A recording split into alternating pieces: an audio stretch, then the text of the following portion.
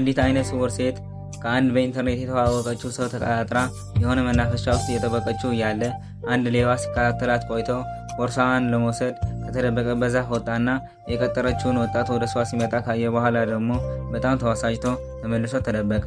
በኢንተርኔት የቀጠራት ወጣትም ሞባይሉን አውጥቶ ምስሏን በደንብ ካየ በኋላ እሷን መሆኗን አረጋገጠና ተደስቶ ወደ እሷ ቀርቦ ሰላም እንዴት አደርሽ አሊ አላት። እሷም ሰላም ካለችው በኋላ ስትዘገይብኝ ጊዜ የምትመጣ አልመሰለኝም ነበር አለችው። ከእንዳንቺ አይነት ቆንጆ ሴት ጋር ቀጠሮ ይዤማ በፍጹም ቀጠሮውን መሰረዝ አልችልም አላትና ይዞላትን የመጣውን ፍየወር ሊሰጣት እጁን ዘርግቶ ይሄ ላንቺ ነው ይዤልሽ የመጣሁኝ አላት። እሷ ምን እንዳመጣላት ለማወቅ እጇን ዘርግታ መዳሰስ እንደጀመረች ወጣቷ አይነ ስውር መሆኗን አወቀና አይነ ስውር ነሽ እንዴ? ግን ለምን አስቀድመሽ አልተናገርሽም አላት። እሷም አይነ ስውር እንደሆነች የሚገልጽ ፕሮፋይሏ ላይ ተጽፎ እንዳለ ነገረችው። ወጣቱ ደግሞ በጣም ይቅርታ እኔ ከአይነ ስውር ሴት ጋር ፍቅር መጀመር አልፈልግም ብሎ ትቷት ሄደ። ሊሰርቃት ያሰበው ልጅም ሁሉም ያጋጠማት ነገር ሲመለከት ከቆየ በኋላ ይሄ በፍጹም አላደርገውም፣ ግን ደግሞ ርቦኛል ማድረግ አለብኝ ብሎ ከራሱ ጋር ተጣላ። በመጨረሻም ለመስረቅ ወስኖ ቀስ ብሎ በመሄድ ቦርሳዋን አንስቶ ሄደ።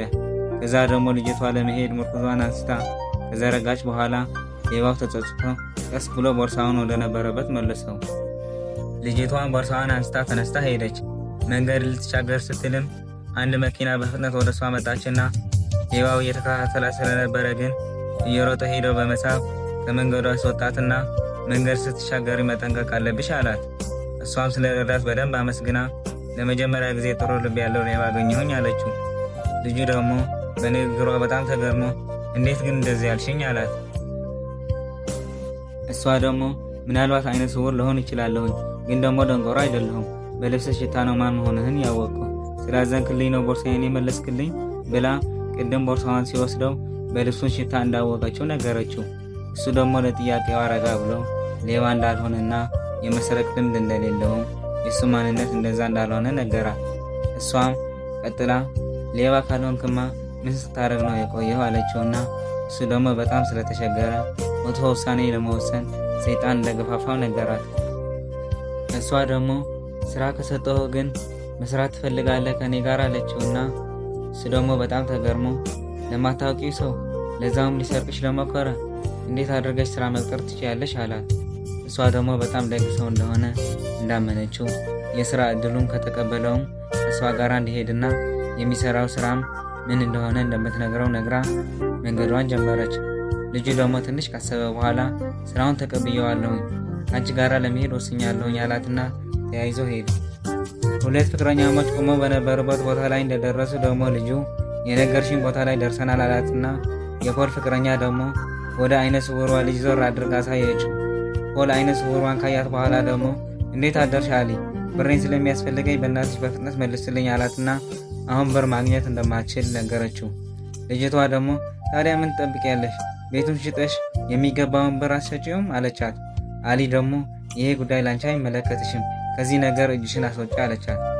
የፖል ፍቅረኛውን ቀጥላ በደንብ አድርጎ ነው የሚመለከተኝ፣ ምክንያቱም በቅርብ ጊዜ ውስጥ ሚስቱ እሆናለሁኝ፣ ስለ ባለቤቴን ብር መጠየቅ ደግሞ መብቴን ነው አለቻት። ልጁ ደግሞ ችግር የለውም ይሄ ራሴ እወጣዋለሁኝ አላትና እሷ ደግሞ የግድ ሁለታችንን ልንጋባ መሆናችን ማወቅ አለባት አለችው። አሊ ደግሞ ብሩን ከእሷ ጋር ልትጋባበት ነው የፈለግከው አለችው። እሱ ደግሞ አዎ ለ1 ዓመት የሚያክል ጠብቄሻለሁኝ፣ አሁን ግን ይበቃሻል፣ ብሬን መልሽልኝ አላት። አስቀድመ የወሰድከውን ብር ከመቼው ጨረስከው ካለችው በኋላ ደግሞ እሷ አንቺን የሚመለከትሽ ነገር አይደለም አላት። እሷ ደግሞ ተበድራ ድርሻውን ብር እንደምትመልስለት ነገረችው። አዲሷ ፍቅረኛው ደግሞ ይሄ ሁሉ የምትፈጥሪው ሰበብ እኮ ይሄ ድሮ ፍቅረኛሽ እኔን እንዳያገባኝ ነው፣ እሱ ለአንቺ ፍቅር የሚባል ነገር የለውም ገብቶሻል አለቻት። አሊም እኔም ፍቅር የሚባል ነገር የለኝም፣ ምክንያቱም ከዚህ አሁን የምታየው ቆንጆ የልጅ ጋራ በቅርብ ጊዜ ውስጥ እንጋባለን ብላ ለልጁ ማቀፍ ጀመረች። የፖል ፍቅረኛውም ተቀብላ እኔ ደግሞ ወደዚህ እንድትመጪ መርቶች የመጣው ጎዳና ተዳዳሪ መስሎኝ ነበር፣ ካለሽ ችግር አንጻር ግን የተሻለ ልታገኙ የምትችይውን ሰው ይሄ ነው አለቻት። ሌባው ልጅ ደግሞ በእርጋታ ሁሉም ሲሰማ ከቆየ በኋላ እንዴት አድርጋችሁ ሚስቴን እንደዚህ አይነት ንግግር ትናገሩታላችሁ? ብራችሁን እኮ እመልሰዋለሁኝ አለቻችሁ። ስለዚህ አሁን በሰላም ብትሄዱ ይሻላችኋል አላቸው። ልጅቷም አንተ ሄዱ ስላልከን ሳይሆን መሄድ ስላለብን እንሄዳለን አለችው። ፖልም ብሬን በዚህ ወር እንድትመልሽልኝ ነው የምፈልገው እንዳትረሺው አላትና ከአዲሱ ፍቅረኛው ጋር ተያይዘው ሄዱ። አሊ ደግሞ ለልጁ ስለተባበርከኝ በጣም ነው የማመሰግንህ አለችው። እሱም ምስጋና የሚያስፈልገው ነገር አይደለም ብሎ ወደ ቤቷ ይዟት ሄደ። ቤት ከገቡ በኋላ ደግሞ ልጅቷ አስቀድማ ባደረገችው ነገር አፍራ ምናልባት ስሜታዊ ሴት መስዬ ልሆን እችላለሁኝ አለችው። እሱ ደግሞ በፍጹም እንዳልመሰለችው ነግሮ ህመምሽ ይገባኛል አላት። እሷ ደግሞ ቀጥላ እሱ በፍጥነት ፍቅረኛ አገኘ፣ ለእኔ ግን ሌላ እድል በፍጹም የለኝም አለችው። ወጣቱ ደግሞ ተስፋ ሊሰጣት ብሎ ብዙ እድል ነው እንጂ ያለሽ፣ ትንሽና ቆንጆ ነው ያለሽው፣ ሌላ ጥሩ ፍቅረኛ ልታገኝ ትችያለሽ። ይቅርታ አድርጊልኝ እንጂ አይነ ስውር ሆነሽ ነው የተወለድሽው ወይስ ካደሽ በኋላ ነው አይነ ስውር የሆንሽው አላት። እሷ ደግሞ ለጥቂት ሰዎች ብቻ የሚያጠቃ ህመም ታማ በድንገት አይነ ስውር እንደሆነችና በዛ ምክንያት ደግሞ ፍቅረኛዋን እንደተዋት ነግራ፣ ግን ለምንድን ነው ይህ ሁሉ ነገር እየነገርኩህ እያለሁኝ ሊገባኝ አልቻለም አለችው። እሱ ደግሞ በውስጧ ላይ ያለው ምሬት ካወጣቸው እንደሚቀላት ነግሮ ዝም ብላ እንድታወራው ነገራት። አሁን ስለ እኔ ማውራት ይበቃናል፣ ስለ አንተ ህይወት እስኪ ትንሽ አውራኝ አለችው። እሱ ደግሞ እንዴት ብዬ ሌባ እንደሆንኩኝ ነው ማወቅ የፈለግሽው ብሎ ተመልሰው ጠየቃት። እሷም አዎ ብላ በጭንቅላቷ ነገረችውና ዝናብ መዝነብ ስለጀመረ እሺ ሁሉንም እነግርሻለሁኝ፣ ግን በመጀመሪያ ወደ ቤት ውስጥ እንግባ ብሎ ወደ ቤት ውስጥ ይዟት ገባ። ሳሎን ውስጥ ቁጭ ካስባላት በኋላ ደግሞ እሺ በል አሁን ንገረኝ፣ ምን ስለገጠመህ ነው ሌባ የሆንከው አለችው። እሱ ደግሞ የሚሰራበት የነበረ ድርጅት ውስጥ ባላደረገው ነገር ሌባ ነህ ተብሎ ተከሶ ሁሉም የነበረውን ንብረት እንደወሰድበትና እሱ ግን ምንም ነገር እንዳልሰረቀና ንጹህ መሆኑን ምሎ አረጋገጠላት።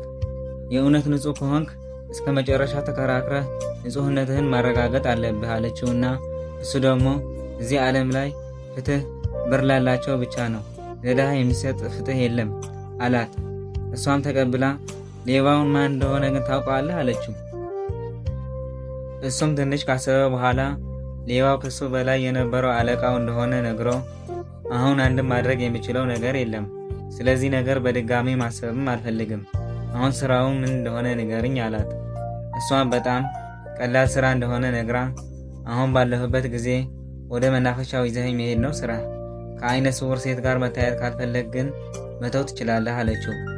እሱም ከዚህ በኋላ እንደዚህ እንዳትይኝ፣ ለሰጠሽኝ ስራ ደግሞ ተቀብየዋለሁኝ አላትና ተስማምተው ሰላም ተባባሉ። ለንጋታው ልጅቷ ብቻዋን መናፈሻው ላይ የሄደች ዳኒ ፊዮሪ ይዞ ወደ እሷ እየሮጠ መጥቶ ሰላም አላት። እሷም እኔ ደግሞ የማትመጣ መስሎኝ ነበር አለችውና በመጀመሪያ የስራ ቀን በፍጹም ዘግቼ አላውቅም ብሎ ይዞላትን የመጣውን ፊዮሪ ሰጣት። እሷም ተቀብላ ለምን ፊዮሪ እንደሰጣት ጠየቀችው። እሱም ከመጥፎ አካሄድ ስላዳንሽኝ የምስጋና መገለጫ ነው አላት። አሊም ይዞላትን የመጣውን ፊዮሪ በአይኗን ለማየት በጣም እንደተመኘች ነገረችውና እሱም ቀጥሎ ይቅርታ አድርጊልኝ እንጂ በድጋሚ ማየት የምትችይበትን እድል ካለ ከዶክተር ጋር ተነጋግረች ታውቂያለሽ ብሎ ጠየቃት። እሷም ወደ ውጭ ሀገር ሂዳ ቀዶ ጥገና ማድረግ ትችል እንደነበረና ነገር ግን እንደዛ ለማድረግ ብዙም ተስፋ እንዳላገኘች ነገረችውና እስከ መጨረሻ ተስፋ መቁረጥ እንደሌለባትና መዳን የሚችልበትን መንገድ መፈለግ እንዳለባት ነግሮ ተስፋ ሰጣት። አሊም ግን በድጋሚ ማየት ካልቻልኩ ሳለችውና ቢያንስ መኩሬ ነበር ትያለሽ፣ ደግሞ እቺ ዓለም ለጀግኖች ብቻ ነች፣ ፈሪዎች በፍጹም ድል ማድረግ አይችሉም አላትና እሷም እሱስ እውነትህን ነው አለችው።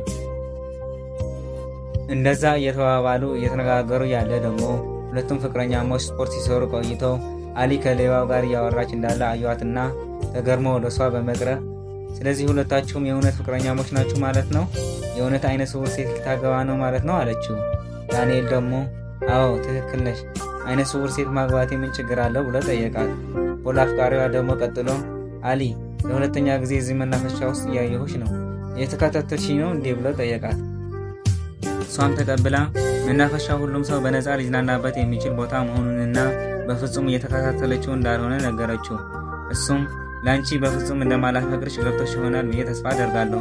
አሁን ከመታያት ቆንጆ የሴት ጋራ ደስ የሚል ህይወት ነው እያሳለፍኩኝ ያለሁኝ። ከአንቺ ጋራ ግን በፍጹም ኖርማል ህይወት እንኳን መኖር አልችልም ነበር አላት። ዳንኤል ደግሞ ይበቃሃል፣ እንደዚህ ብለህ ሚስቴን እንድታወራት አልፈቅድልህም ብሎ ለአሊ ሳማትና ቀጥሎ ደግሞ ሚስቴን እንደዚህ ብለህ ማውራቱም ይሄ የመጨረሻ ጊዜ ነው፣ አናግራታለሁኝ የምትል ከሆንክ ግን ከኔ ጋራ ነው ጸብህ አለው። ፖልም ተቀብሎ እንዳናግራት ካልፈለግ በፍጥነት ብሬን መመለስ አለባት አለው።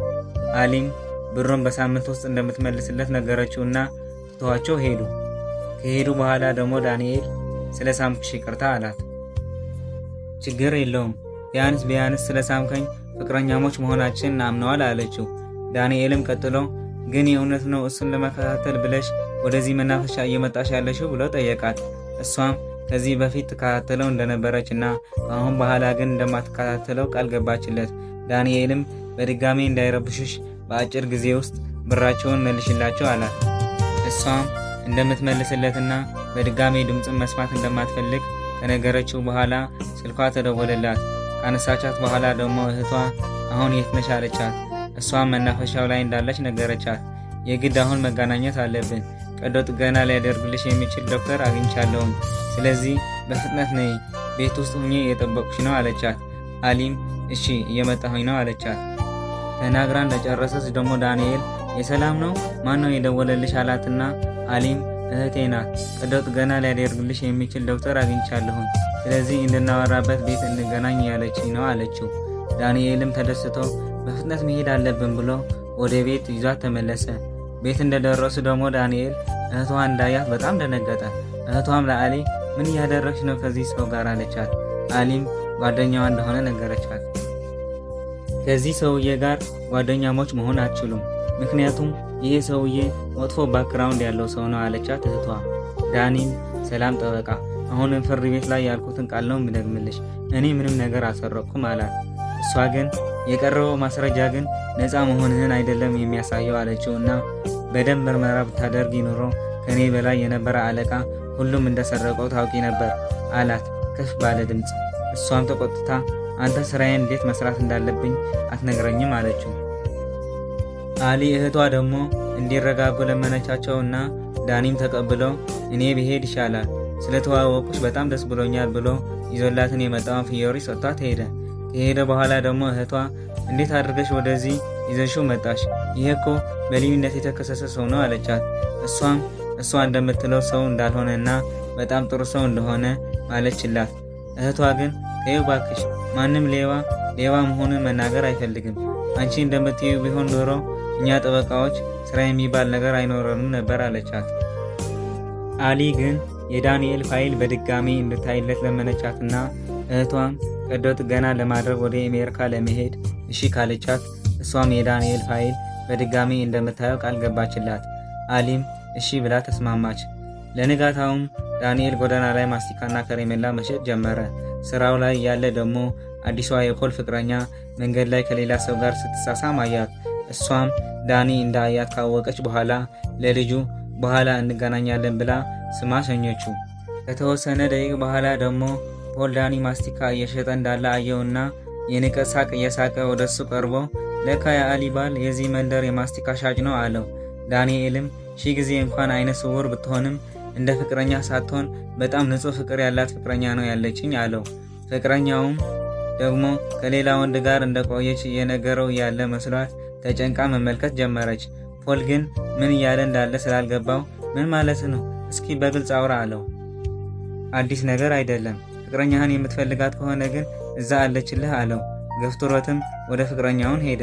ወደ ፍቅረኛው ከደረሰ በኋላም ስልክ ስደውልልሽ ለምን አታነሺውም አላት። እሷም ሞባይሌን ሳይለንስ ስለነበረች አልሰማሃትም አለችውና ፖል ጭንቅላቱን ህመም ስለተሰማው በእጁ እየያዘ ከቤት ስትወጪ የት እንደምትሄጂ ሳትነግረኝ ነው እንዴ የምትሄጂው አላት። እሷም ከመቼ ከቤት ስወጣ እየወጣሁኝ እንደሆነ ነግሬህ አውቃለሁኝ አለችው። ፖልም በትኩረት እያየ ከሌላ ሰው ጋር ግንኙነት ጀምረሻል እንዴ ብለው ጠየቃትና በጣም ተዋሳጅታ እንዴት አድርገህ ደፍረህ እንደዚህ ትላለህ አለችው። እሱም ብዙ ሰዎች ከጀርባው ከሌላ ሰው ጋር እንደምትሄድ እንደሚነግሩት ነገራት። በድጋሚም ጭንቅላቱ ላይ ህመም ስለተሰማው በህመሙ ምክንያት ጭንቅላቱን መያዝ ጀመረ። እሷም ደንግጣ ምን ሆነህ ነው ብላ ጠየቀችውና ጭንቅላቴን እያመመኝ ነው ብሎ መለሰላትና ከጀርባ ወደቀ። እሷም በጣም ደንግጣ ለማስነሳት ፈልጋ እርዳታ እየጠየቀች እርዱኝ እያለች መጮህ ጀመረች። ከዛ በኋላም ዳኒ መናፈሻው ላይ ሆኖ ምሳ እየበላ ያለ አሊ ወደሱ መጣ። ለምን ወደ ስራ አልመጣህም ብላ ጠየቀችው። እህትሽን ካየኋት በኋላ ወደ ስራ መግባት ትክክል ሆኖ ስላልተሰማኝ ነው ያልመጣሁት አላት። እሷም እንደናፈቃት ነገረችው። እሱም እንደናፈቀችው ነገራትና ቻው ለማለት ነው የመጣሁት፣ ቀዶ ጥገና ለማድረግ ወደ ውጭ ሀገር ለመሄድ ወስኛለሁ አለችው። እሱም ተገርሞ በጣም ጥሩ አደረግሽ፣ በመጨረሻም ወሰንሽ አላት። እሷም በሱ መበረታታት ተስፋ አግኝታ ለመታከም የሄደች እንዳለ ነግራ አመሰገነችው። ቀጥላም ተስፋ አደርጋለሁኝ ስመለስ እንደማገኝህ፣ እህቴ ለፋይልህ በድጋሚ ምርመራ ልታደርግበት ነው። ተስፋ አደርጋለሁኝ ለትክክለኛ ወንጀለኛ እንደምታገኘው አለችው። ዳኒም በጣም ደስ ብሎት አመሰገናትና በሰላም እንዲገናኙ ተመኝተውም ተቃቀፉ። ከአንድ ወር በኋላም ዳንኤል ቢሮው ላይ ዶኩመንት እየፈለገ እያለ በድንገት አሊ መጣ። ይህኛው ዶኩመንት ነው የፈለግከው አለችው። ዳንኤልም በጣም ተገርሞ ወደ እሷ እጆቹን እያውለበለበ አይኔን ተሻለኝ ብቻ እንዳትይኝ አላት።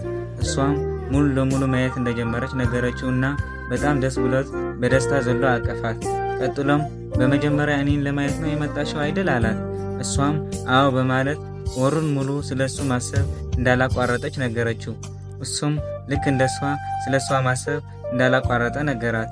አሊም በአንድ ላይ የሁለታችን ስሜት አንድ መሆኑን ደስ የሚል ነው አለችው። ከዛ በኋላ ዳንኤል ብዙ የማወራሽ ነገር አለኝ ብሎ ወደ መናፈሻው ከሱ ጋር እንድትሄድ ጠየቃትና እሷም እህቴ ሁሉም ነገር ነግራኛለች አለችው። እሱም በትክክል ከስንት ልፋት በኋላ ፍትህ አገኘሁኝ፣ ወደ ስራዬ ተመልሼ እንደምታየኝ ሁኛለሁኝ አላት። እሷም ፍትህ ስላገኘ በጣም ደስ እንዳላት ከነገረችው በኋላ ተያይዘው ወደ መናፈሻው ሄዱ። መናፈሻው ላይ የሄዱ እያሉም አንድ ነገር ልጠይቅህ፣ በዚህ ጊዜያት ውስጥ በፍቅር የጠመድካት ወይም የያዝካት ሴት አለች እንዴ ብላ ጠየቀችውና እሱም ፍቅረኛ እንደሌለችውና የጠመታት ሴትም እንደሌለች ነገር ግን ለሷ እየጠበቃት እንደነበረ ነገራት። አሊም በጣም ደስ ብሏት አትዋሸኝ አለችው። የእውነቴን ነው፣ ይህ ሁሉ ቀን በሙሉ ልቤ በሙሉ ተስፋዬ ነው የጠበቅኩሽ። ተስፋዬ ተሳክቶ ደግሞ ተገናኘን። እድሉን ከሰጠሽኝ በደንብ አድርጌ መቅረብ እፈልጋለሁኝ አላት። አሊም እድሉን ሰጥቼሃለሁኝ አለችውና ተሳሳሙ። ከተወሰነ ጊዜያት በኋላ ዳንኤል እና አሊ ቤታቸው ላይ እየተዝናኑ እያሉ የቤታቸውን በር ተንኳኳና አሊ ሂዳ ከፈተችው። ለፖል ዊልቸር ላይ ካየችው በኋላ በጣም ደነገጠችና አሊ እንዴት ነሽ አላት። ፖል ፊቱን ሸምረር አድርጎ እሷም ደህና እንደሆነችና ወደ ቤቷ ለምን እንደመጣ ጠየቀችው። እሱም ማየት ጀመርሽ እንዴ? ስለተሻለሽ በጣም ደስ ብሎኛል አላት። እሷም በእምነት የማይደረግ ተአምር የለም፣ አሁን ምን ፈልገህ ነው የመጣኸው ንገረኝ አለችው። እሱም ለትንሽ ቀናቶች ቤቷ ላይ ከእሷ ጋራ መኖር ይችል እንደሆነ ጠየቃት። እሷም ይቅርታ ቤቴ ላይ ከእኔ ጋራ እንድትኖር አልፈቅድልህም፣ ምክንያቱም ከአንድ ሰው ጋር የፍቅር ህይወት ጀምሬያለሁኝ፣ በዛም በጣም ደስተኛ ነኝ። ከዚህ በኋላ በድጋሜ ከእኔ ደስታ እንድትወስድ አልፈቅድልህም አለችው። እሱም ይቅርታ ልረብሽሽ ስለፈለኩኝ አይደለሁም፣ በድፍረት እንደዚህ ያልኩሽ ብሎ ለመሄድ ካሰበ በኋላ አሊ አንዴ ቆየኝ ቤት ደርሼ እመጣለሁኝ ብላ ወደ ቤቷ ውስጥ ገባች። ፖልም ወደ በሩ ተጠግቶ አሊ ከዳኒ ጋር ስትሳሳም አያትና በጣም ሀዘንና ጸጸት ተሰማው። አሊ ብር ይዛ መጣ። ምናልባት ይሄ ሊያግዝህ ይችላል ብላ ሰጠችው። እሱም ተቀብላ መሰገናትና በሀዘን ከቤቷ ሄደ። ከትንሽ ጊዜያት በኋላም ፖል ህመሙን በጣም በርትቶበት አይኖቹን አወረ። ፍቅረኛውን በጣም አዝና በዊልቸር ይዛው እየሄደች ያለች ፖል ፍቅሬ አይኔን እንዳይ ጤናማ ባል እንዲኖርሽም ወደ ውጭ ሀገር ውሰጂኝ ብሎ ደጋግሞ ጠየቃት። እሷም በጣም አሰልችቷት በምን ብር ነው ወደ ውጭ ሀገር እንደወስደህ የፈለግከው? ሁሉም የነበረን ብር እኮ አጥፍተነዋል። አሁን እዚህ ተዋሃለሁኝ፣ ከሰዓት በኋላም ተመልሼ እመጣለሁኝ ብላ መናፈሻው ላይ ለብቻው ትታው ሄደች። ፖልም በጣም አዝኖ ፍቅሬ በእናትሽ ለብቻዬን ትተሽኝ አትሂጂ እያለ በሀዘን ማልቀስ ጀመረ። ተፈጸመ። የተከበራችሁ የዚህ ዩቲዩብ ቻናል ተመልካቾች እንደዚህ አይነት ቪዲዮ መስራቴን እንድቀጥል ከፈለጋችሁ 1000 ሰብስክራይብ መሙላት ስላለበት ሰብስክራይብ በማድረግ ብትተባበሩኝ ደስ ይለኛል። በተረፈ ቪዲዮውን ከተመቻችሁ ወደ ሌላ ሰው እንዲደርስ ላይክ እና ሼር አድርጉት። ሀሳብ ካላችሁ ደግሞ ኮሜንት ላይ አስቀምጡ። በሌላ ቪዲዮ እስከምንገናኝ ድረስ በያላችሁበት ሰላም ሁኑ።